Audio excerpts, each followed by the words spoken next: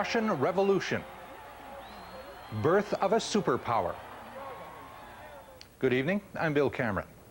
In a little more than 2 weeks, Mikhail Gorbachev, the heir to Khrushchev, Stalin, and Lenin, will arrive in Washington representing the Soviet Union in crucial arms reduction talks with the United States.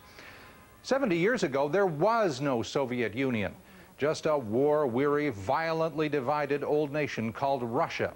Today, the USSR is one of the most powerful, remarkable, most often damned nations on earth. In 1917, Russia was a living laboratory of social change.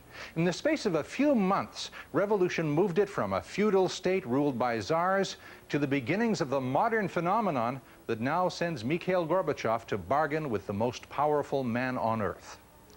Tonight on this special edition of the Journal, we take you back to 1917, the dramatic year of Russia's revolution. Extraordinary archive footage, some of it shot by film director Sergei Eisenstein, provides an almost complete portrait of that remarkable year, of tumult, of drama, of history book figures like the Tsar, Kerensky, Trotsky, and Lenin. A picture of the year in which the world was shaken by the birth of a superpower.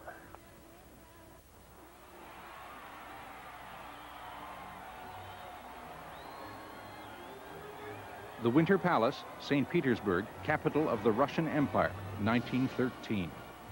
A proud and happy occasion for Nicholas II, Tsar of all the Russias. It was an anniversary, the 300th year of the Romanov dynasty.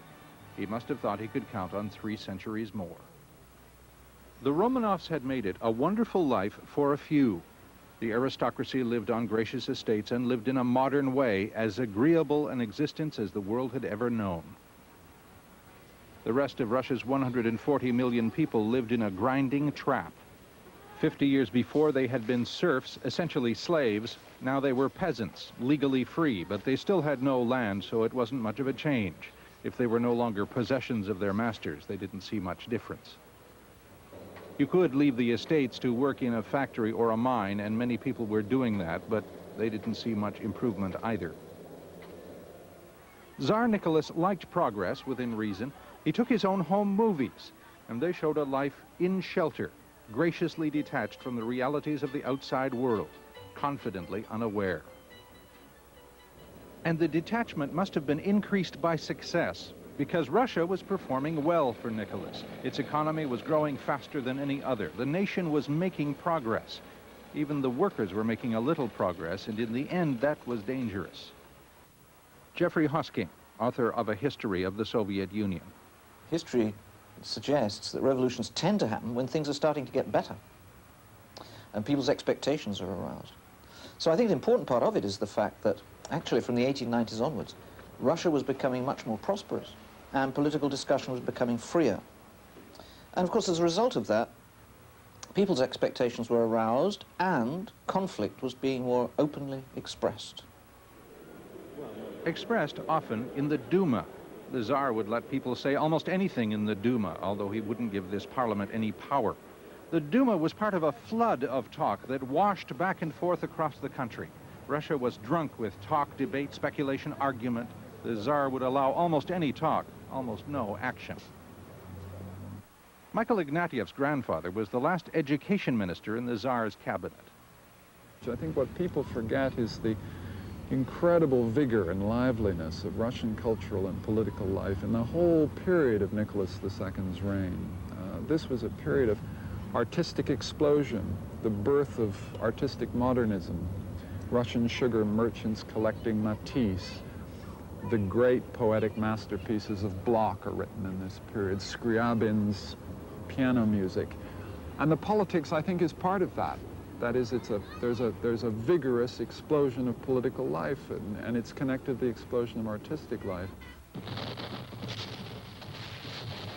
The explosions of military life were different. The Russian army was fighting Germany in 1917 and losing. The front was a slaughterhouse. Tsar Nicholas, playing by the rules of the previous century, took personal command. He only identified himself with an unpopular failure. After the early days, it wasn't the professional soldiers who were dying. They were already dead.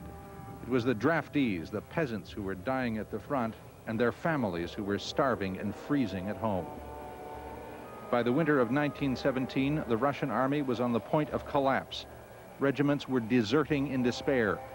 The virus of defeat was spreading from the front lines throughout the body of the nation. Historian Robert Service says the war crystallized something that was coming together anyway. Well, I see the overthrow of the absolute monarchy in February 1917 as something that was always fairly likely to happen. It was something that was on the cards from the turn of the century onwards. After all, there was nearly a revolution in 1905. What happened specifically in the Great War, though, itself, was very important. You had a breakdown of the economy, you had massive social discontent in town and in countryside, you had important social groups, not only the workers and the peasants, but even the middle and upper classes turning against the Tsar. February 1917, Petrograd, formerly St. Petersburg. The German army is outside and there is a developing rebellion inside. It is the beginning of the revolution.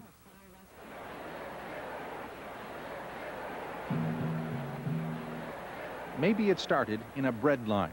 Hunger finally transmuted into overwhelming anger.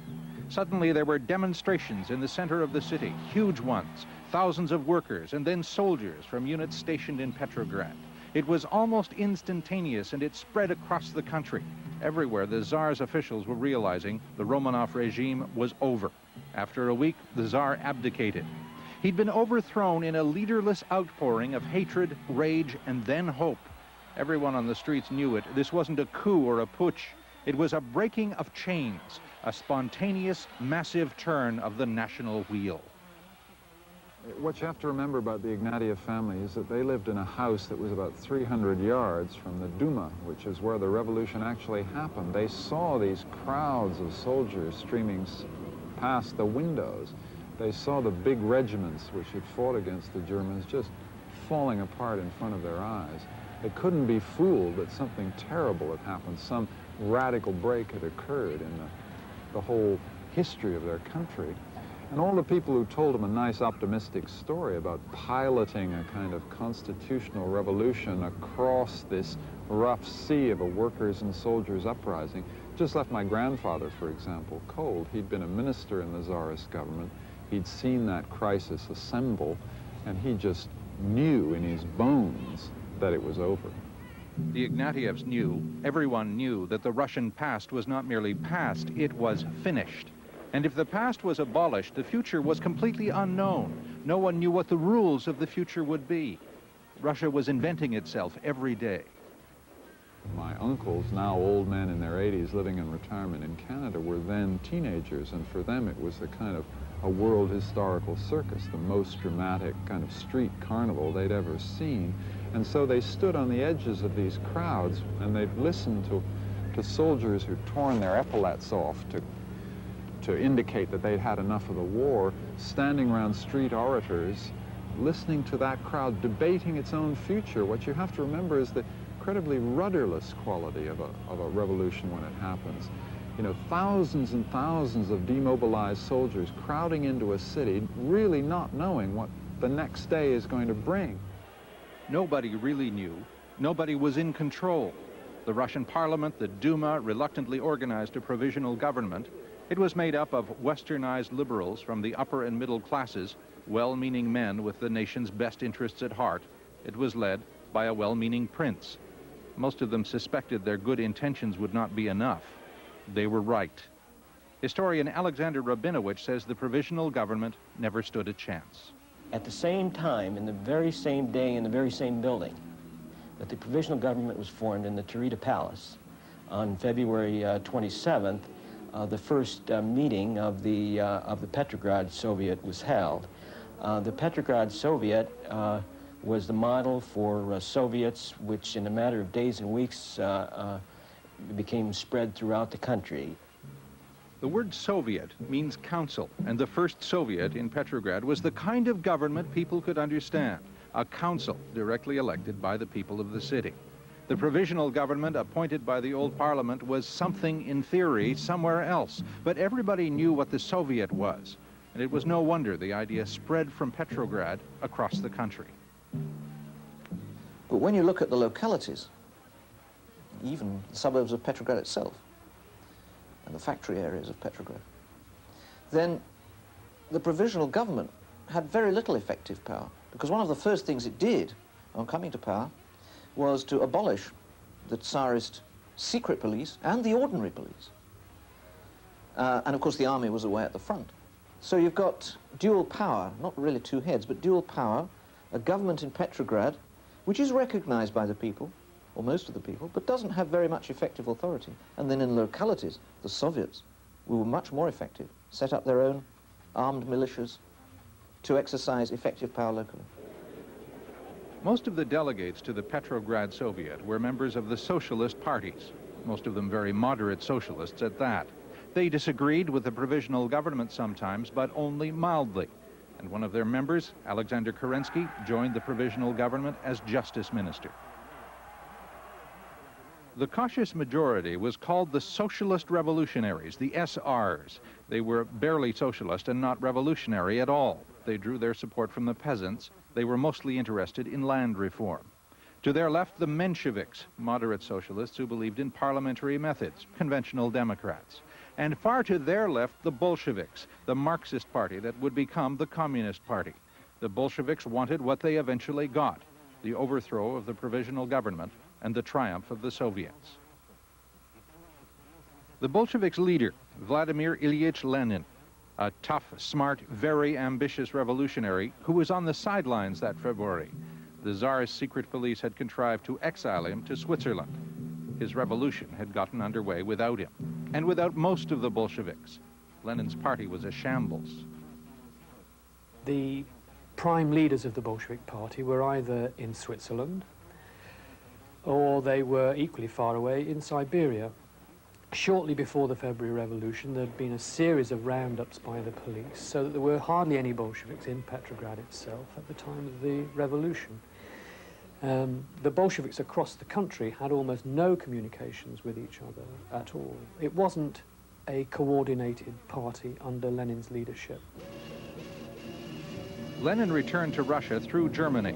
The German high command cooperated eagerly. Lenin and the Bolsheviks opposed the war, and the Germans wanted them back in Russia without delay. Lenin got back to Petrograd about a month after those first demonstrations had started the revolution. This is the way the Soviet filmmaker Sergei Eisenstein recreated that arrival at Petrograd's Finland station. Maybe it didn't look quite this way, but there's something very true about these strong, important-looking images. Because Lenin changed things. He set out to capture the revolution. When we return, the struggle for power.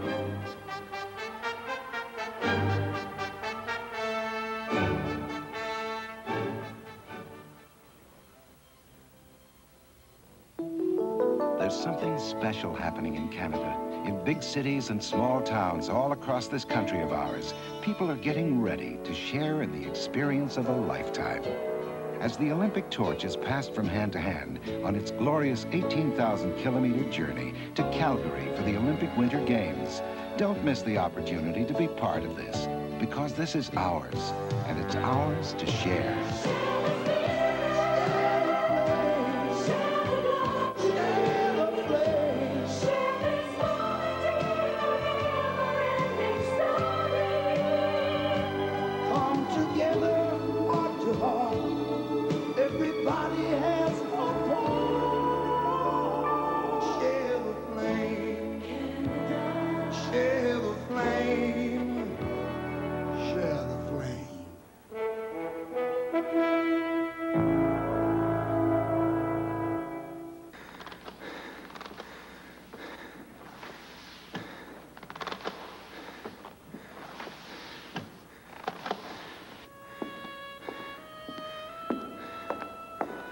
You'll have plenty of time to rest on the flight to Calgary.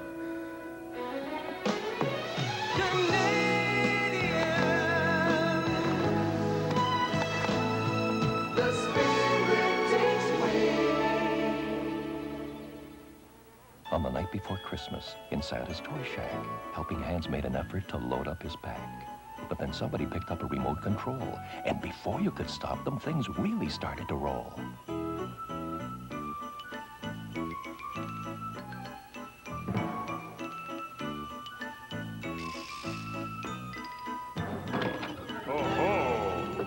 Where can you get the vehicle stuffed in Santa's red sack? At the Electronic Wonderland, Radio Shack.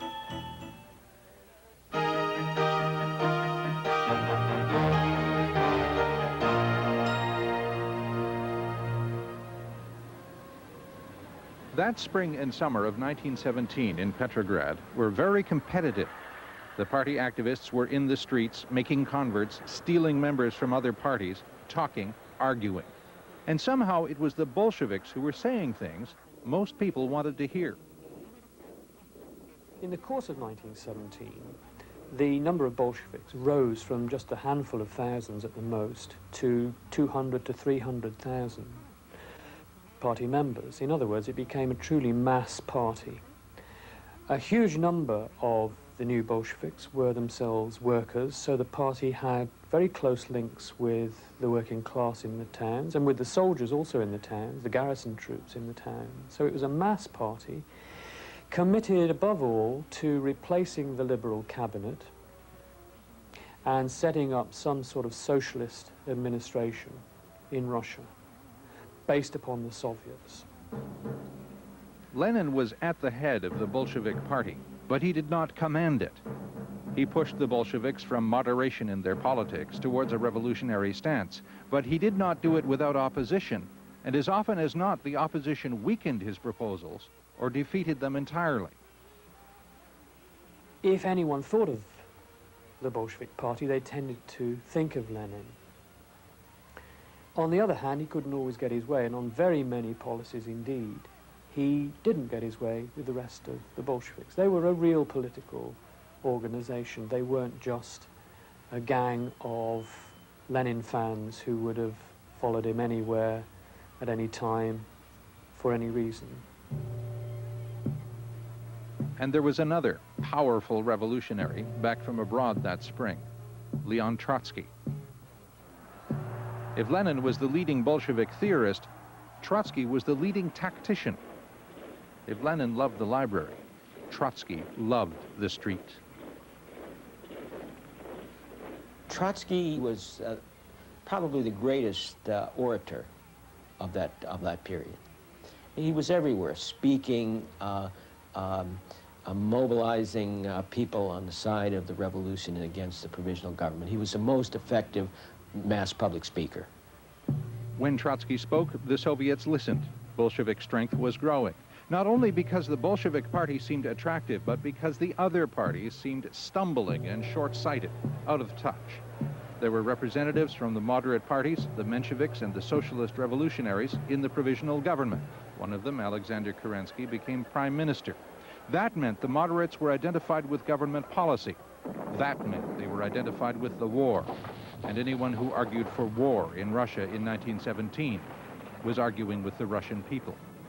As the Mensheviks and SRs sided with at least limited support for the provisional government's war effort, only the Bolsheviks stood for peace, and this was a major, major key to the attractiveness of their program, particularly for soldiers, but also for workers. And there was another campaign to be fought away from the streets. The Bolsheviks began to concentrate on the Russian peasants. This was not natural territory. The peasants were suspicious until the Bolsheviks realized what the peasants wanted and promised they would get it. The peasants were in a very revolutionary mood. Once they saw the opportunity, they were determined to seize the power for themselves, to expropriate the landowners, the church, and so on, which had held the land.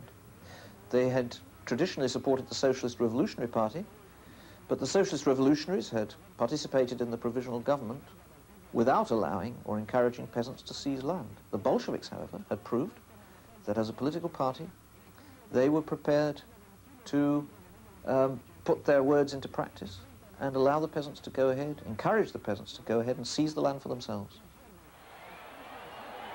It all seemed to come together in Petrograd on June 18, 1917, an exhilarating day for Vladimir Ilyich Lenin. 400,000 people carrying Bolshevik banners and shouting the Bolshevik slogan, bread, peace, and land. A rousing slogan, for some too rousing. Some got carried away. 2 weeks afterwards, still intoxicated with slogans and success, some Bolshevik extremists took to the streets, determined to complete the revolution once and for all. The provisional government may have been weak, but it wasn't deaf. It was waiting for them. The July revolt was put down quickly and savagely. The Bolshevik leaders were appalled. Left elements in the party organized, played a major role with anarchists and non-party people in the organization of the July uprising, and I concluded against the will and the desires of Lenin and the Central Committee, who felt that that would be premature at that time. Kerensky knew the Bolsheviks were a deadly threat to his provisional government, and the July revolt gave him a perfect excuse to get rid of them. Kerensky's police wrecked the Bolshevik headquarters and arrested most of the leadership, including Leon Trotsky. The provisional government put out a warrant for Lenin, who shaved his beard, changed his clothes, and slipped out of Petrograd by the last train, disguised as an ordinary worker. Lenin ended up in Finland. Most of his colleagues had ended up in jail. It must have seemed like a catastrophe. What has to be understood about the 1917 revolution after February and before October is that governmental power is extremely weak. The Bolsheviks were driven off the streets by firepower in July. That's absolutely true. And Lenin went off to Finland to write State and Revolution and amuse himself bathing in the wonderful lakes. All that's true. But in the rest of the country, the Bolsheviks continued more or less as before, because the writ of the provisional government barely ran outside the capital itself. There were so many parallel disintegrations of authority across the country that even when the government said X must happen in the capital, it didn't mean that X would happen in any other city in the old Russian Empire. And in late August, suddenly the Kerensky government had something else to worry about.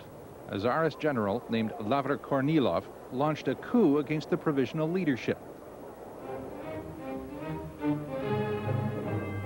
Kornilov moved the army he commanded away from the front and towards Petrograd. He meant to get rid of Kerensky, the provisional government, the Petrograd Soviet, and the Bolsheviks as well. Kerensky needed all the help he could get. He armed the workers of Petrograd. He let the Bolsheviks out of prison. And all the radicals who had been trying to overthrow Kerensky moved to defend him from Kornilov.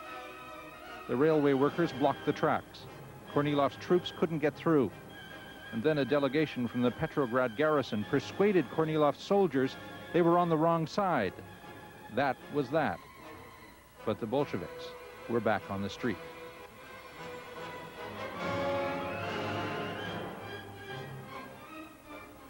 The Kornilov affair was very important in as much as it reversed the reverses that the Bolsheviks had had in the July days. They had undoubtedly been pushed into a position of disadvantage. After all, Lenin was away and so on and so forth. But when it became apparent that there were elements in the military that were prepared to mount a counter-revolution, then even more workers than previously came over to the Bolshevik side, thinking by then it really was a choice only between military dictatorship or a socialist revolution. When we return, the Bolsheviks take over.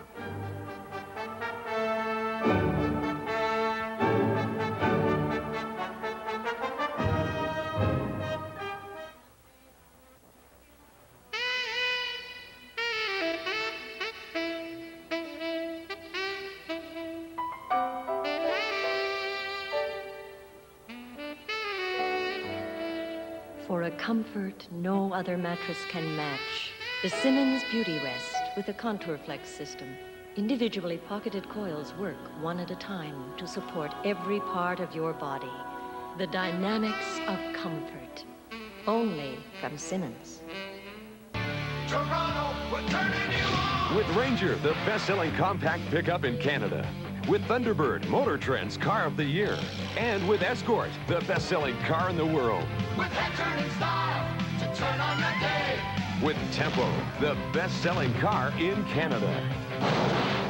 Turn on the quality with Ford and Merle. You're in Toronto. Turn on the fun. And Ford quality is job one.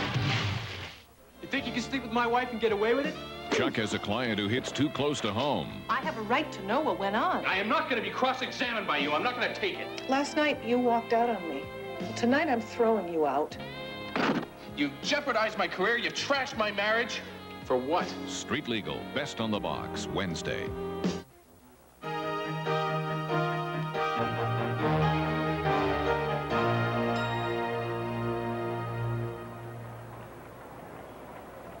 General Kornilov, in defeat, had prepared the ground for a Bolshevik victory. There were new elections for the Petrograd Soviet. The Bolsheviks won them. Trotsky became president, and the Bolsheviks now controlled a major political institution, a base. The Kerensky government, sheltering in the Winter Palace, seemed out of touch with the workers and more out of touch with reality.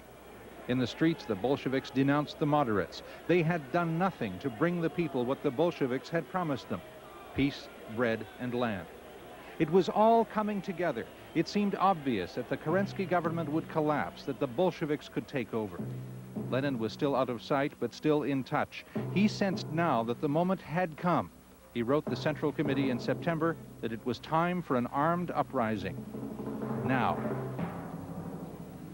The party people on the spot were shocked out of their skins. They voted unanimously to reject Lenin's recommendations, and we have evidence that they burned all the letters but one and took steps to make sure that all copies of the letter except one, and took steps to make sure that didn't fall into the wrong hands. When Lenin heard that, he was furious. He came back to Petrograd and raised the roof. The revolution was overdue. On the night of October 10th, the Central Committee held a secret meeting. It lasted most of the night. The cautious said the Bolsheviks were doing well politically and hadn't made any military preparations. Lenin said there was popular support for revolution now, and that support could fade. Lenin won. There were two key tactics. First, wait until the provisional government made the first move, fired the first shot. It would. Second, the revolution was to be launched in the name of the Petrograd Soviet. It was not to be a Bolshevik revolution. That would not sell. It was to be a Soviet one. The key is what the support was for. The support was for Soviet power, which was people's power. It was not Bolshevik power. So the Bolsheviks let the Soviet organize the revolution, and the Soviet appointed a military revolutionary committee to do it. 5 men, the key planners for the final campaign. One of the planners was Leon Trotsky. The committee went to work on the Petrograd military garrison, splitting the soldiers away from the provisional government and their own generals. They had the soldiers on their side, mainly because they were the only party that truly believed that they could quickly end the fighting. And that meant for the average garrison soldier a quick return home to his native village. The end game began before dawn on October 24th. Kerensky finally did make the first move. From the Winter Palace, he mobilized the few soldiers he could count on, the military cadets. He sent them to smash the Bolshevik press. From their headquarters, the Revolutionary Military Committee made a counter-move. It sent troops to take the press room back and then started to occupy the city's key communications points. The bridges over the Neva River, the Central Telegraph Office, the railway stations, the telephone exchange, the post office, the electric station. During the next 24 hours, the Revolutionary Military Committee quietly, almost invisibly, brought all of Petrograd under its control, all except the Winter Palace. Dawn, October 25th. The two sides waited for something to happen. The military cadets built barriers from firewood at the Winter Palace. Then they waited. The Revolutionary Military Committee trained its big guns on the palace and waited. Everybody in the city knew something was about to begin, but no one was sure what or what to do about it. so everyone went about his business. We have the recollections of one Bolshevik who marveled standing on one of the bridges at how during the decisive moments of the October Revolution, the trolley cars were running, the cabs were running, the prostitutes were on the street, the theaters were open, and life was going on very much as always.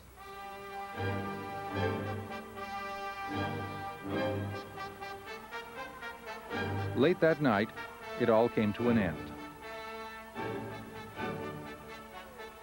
Sergei Eisenstein made a classic movie scene of it later, but in fact, the storming of the Winter Palace was the meek submission of the Winter Palace. Kerensky had escaped, his ministers were arrested. That was that. Lenin appeared before a National Congress of Soviets to announce the success of the revolution. The Congress had just opened. There were delegates from local Soviets all over Russia. The Bolsheviks and their allies commanded a majority in the Congress, and that majority endorsed the revolution. But now it became clear that for Lenin and the Bolsheviks, a majority wasn't enough. The Soviets were irrelevant. It was not the Soviets suddenly who had taken power. It was Lenin. He put forward a government, a ministry, or Council of People's Commissars, as he called it, which was made up entirely of Bolsheviks. And that was a bit of a shock. This wasn't really what people had expected, but nobody knew quite how to react. And above all, nobody had an alternative coercive force with which to really oppose the Bolsheviks very effectively. I think there were plenty of signs on day one that Lenin, once he had obtained power, was not going to relinquish it. To that extent, then, there were plenty of early signs that some form of lengthy dictatorship would prevail. It wasn't clear quite how bloody and violent and ferocious that dictatorship would be for quite a number of years. And it's fairly plain that the Stalin terror, for example, would probably not have happened had Lenin lived 2 or 3 decades longer. Nevertheless, these are differences of degree. Plenty of terror happened quickly in the first year of Lenin's rule to indicate that he was no woolly liberal, or no pink socialist.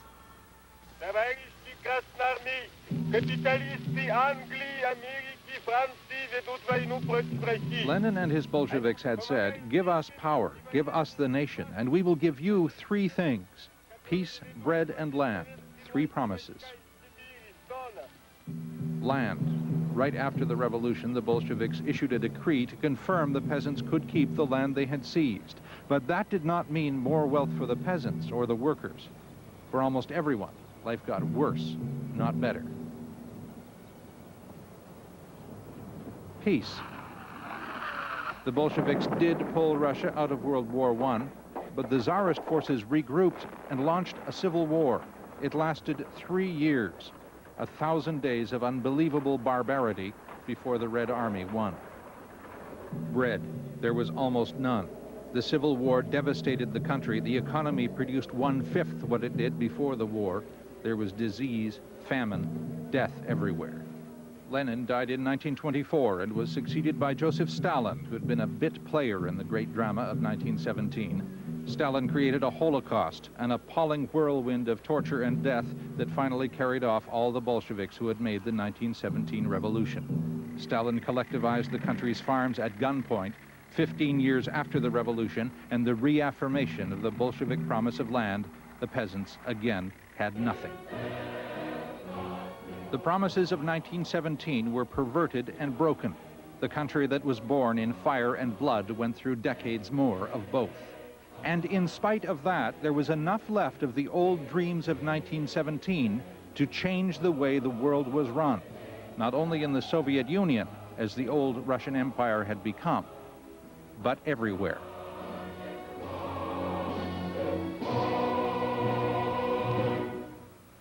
The Birth of a Superpower was produced by Paul Barber. In the weeks to come on the Journal, we'll have two programs on the recent reforms of Soviet leader Mikhail Gorbachev, the policy of openness and honesty that he calls glasnost, and the restructuring of the economy called perestroika. A Journal documentary crew reports that the relatively benign Gorbachev revolution could explode if the Kremlin really follows through on its plans for change. I'm Bill Cameron. Good night.